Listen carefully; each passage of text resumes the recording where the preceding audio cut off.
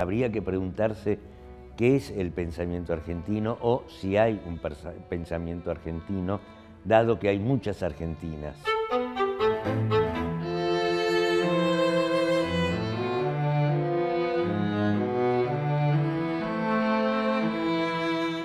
Esos pensamientos están caracterizados, o mejor dicho, dependen de variables tanto geográficas como culturales como históricas. En ese sentido, el pensamiento argentino o el pensamiento que circula en este país es una cosa absolutamente cambiante y absolutamente dinámica, y llega a sintetizarse, y en eso consiste su dinamismo, llega a síntesis a través de una multiplicidad de factores que tienen que ver con incluso elementos que no son argentinos. O sea, el pensamiento argentino es también fruto del pensamiento no argentino. Un ejemplo, digamos, el juego del fútbol, que, digamos, me sale mal cuando lo digo en inglés, pero castellanizado no es solo la castellanización de una palabra, sino la castellanización de un deporte que se convierte en la argentinización de una cultura.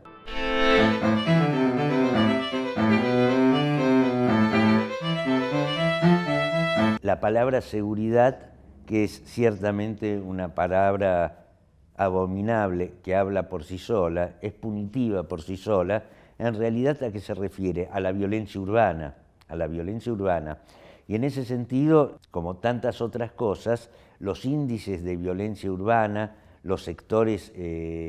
marginales de la sociedad que se dedican a la violencia urbana, o mejor dicho, al delito, los sectores no tan marginales que pertenecen al mundo del crimen organizado, que son los que gerencian tanto la violencia urbana como la seguridad, son fruto de determinadas variables económicas y políticas. En tal sentido, digo que la palabra seguridad es abominable porque funciona en base a lo que se conoce como el derecho penal del enemigo, ¿no? O sea, no existe una relación entre la justicia y la población basada en el derecho y basada en los derechos.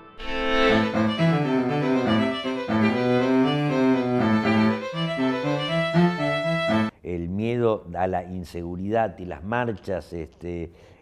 contra la inseguridad y el pedido de leyes punitivas contra la inseguridad, etcétera, etcétera, etcétera, no es solamente un fenómeno argentino, sino que con ese mismo discurso, digamos, funciona en países inseguros y en países seguros, ¿no? Pero, digamos, con el mismo sentido de alarma. Es lo que yo llamo la construcción del miedo, y la construcción del miedo tiene una regla bastante precisa, que es la construcción del enemigo, y el enemigo por lo general son los pibes pobres.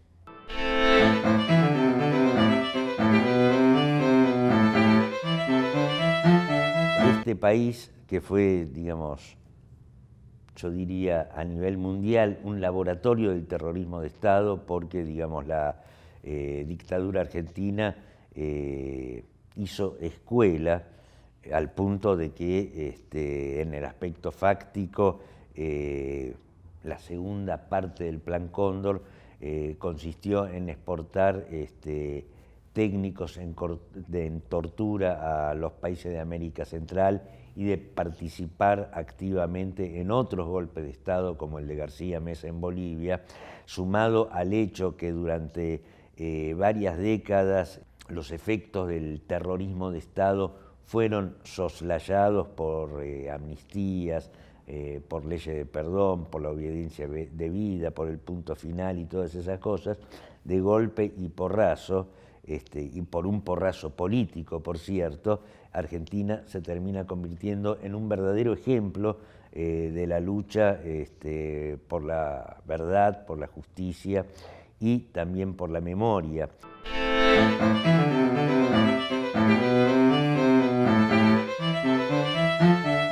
Así como sentamos cierto precedente mundial en los derechos humanos, también sentamos una especie de precedente de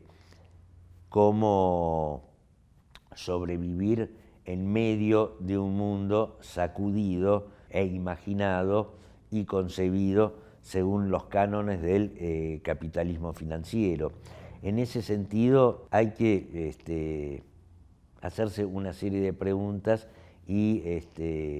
un cuadro de situación, y ese cuadro de situación también tiene que ver con la línea de tiempo. El siglo XX comenzó en 1914 con la Primera Guerra Mundial y termina con la caída del campo socialista. En ese sentido,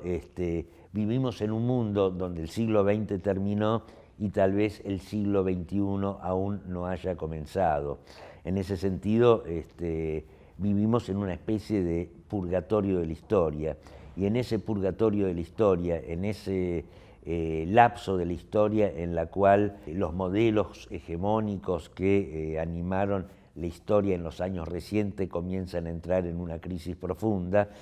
sin que se vislumbre cuál va a ser la solución establecida o la sucesión establecida a este estado de cosas, se dan procesos muy interesantes en los cuales Argentina, precisamente a partir del año 2001, después de la crisis del 2001, y digamos profundizada por el gobierno que accedió al poder en el año 2003, de algún modo sienta una especie de precedente muy adecuado a las necesidades de América Latina, al punto de que en simultáneo otros procesos de países que en la década del 70 todos ellos estaban bajo el dominio de dictaduras militares y bajo la construcción de una estructura social y económica neoliberal, comienzan a sentar las bases de lo que algunos llaman el socialismo del siglo XXI.